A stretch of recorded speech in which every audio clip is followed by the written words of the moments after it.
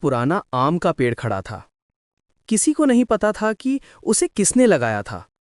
कुछ लोग कहते थे कि वो एक रात तेज बिजली गिरने के बाद खुद ब खुद उगाया था। वो पेड़ गांव के हर घर से ऊंचा था। उसकी शाखाएं मोटी थीं और उन पर लटकते सुनहरे आम रात में भी हल्के हल्के चमकते थे। गांव वाले फुसफुसाते थे कि वो पेड़ जादुई है, लेकिन उस जादू में कुछ अंधेरा था। कई साल पहले गर्मियों में गांव के लोग उस पेड़ के नीचे इकट्ठा होते थे। बच्चे उसकी डालियों पर चढ़ते, बूढ़े उसकी ठंडी छांव में बैठते। लेकिन एक गर्मी की शाम पास के कस्बे से एक लालची व्यापारी वहां आया। उसने चमकते आमों को देखा और कहा, मैं सारे आम तोड़ लूंगा और सोने के दाम में बेचूंगा। गांव के बुजुर्ग ने चेतावनी दी, सूरज ढलने के बाद उस पेड़ को कभी मत छूना। वो पेड़ हमारे गांव के रक्षक आत्माओं का है। लेकिन व्यापारी हंस पड़ा, मुझे किसी आत्मा से डर नहीं लगता। उस रात पूर्णिमा के चांद के नीचे वो व्यापारी टोकरी लेकर पेड़ पर चढ़ गया। हवा ठंडी हो गई, पत्तियां स्थिर हो गईं, जैसे पूरी हवा थम गई हो।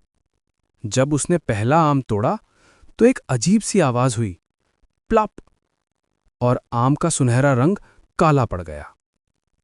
उसने दूसरा आम तोड़ा, प्लप। तभी पीछे से एक फुसफुसाहट सुनाई दी, तुमने हमारा लिया है। वो पलटा, लेकिन वहां कोई नहीं था।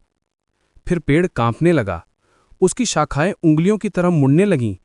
व्यापारी चीखा, आ! लेकिन उसकी आवाज हवा में गुम हो गई। अगली सुबह पेड़ के नीचे केवल उसकी टोकरी मिली और आम फिर से डालियों पर लटक रहे थे, पहले से भी ज्यादा चमकते हुए। उस दिन के बाद कोई भी उस पेड़ के पास अंधेरा होने के बाद नहीं गया। साल बीतते गए। ये कहानी बच्चों को डराने वाली चेतावनी बन गई कि उस शापित पेड़ के आम कभी मत तोड़ना। लेकिन जिज्ञासा एक अजीब चीज है। एक गर्मी में रवि नाम के एक लड़के ने तय किया कि वो इस कहानी की सच्चाई जानकर रहेगा। वो बोला, शायद ये बस पुरानी कहानी है, मैं एक आम तोड़कर दिखाऊंगा कि डरने की कोई बात नहीं। उसके दोस्तों ने मना किया, पर शाम ढलते ही रवि चुपचाप पेड़ के पास पहुंचा। चांद की रोशनी डालियों से छनकर आ रही थी और आम ऐसे चमक रहे थे जैसे दर्जनों सुनहरी आंखें उसे देख रही हों। उसने हाथ बढ़ाया और एक आम तोड़ा, प्लॉप। कुछ पल तक कुछ नहीं हुआ। रवि मुस्कुराया, देखा, कोई भूत नहीं। लेकिन तभी उसने देखा कि आम से गाढ़ा लाल रस टपक रहा है। टप टप टप। हवा में फिर वही फुसफुसाहट गूंजी, तुमने हमारा लिया है। डर से कांपते हुए रवि ने आम गिरा दिया और भागने लगा। पीछे पेड़ की परछाई लंबी होती गई, जैसे वो उसका पीछा कर रही हो। गांव वालों ने रात में उसकी चीख सुनी, आ! सुबह जब सब वहां पहुंचे तो उन्होंने रवि को पेड़ के नीचे बैठे पाया।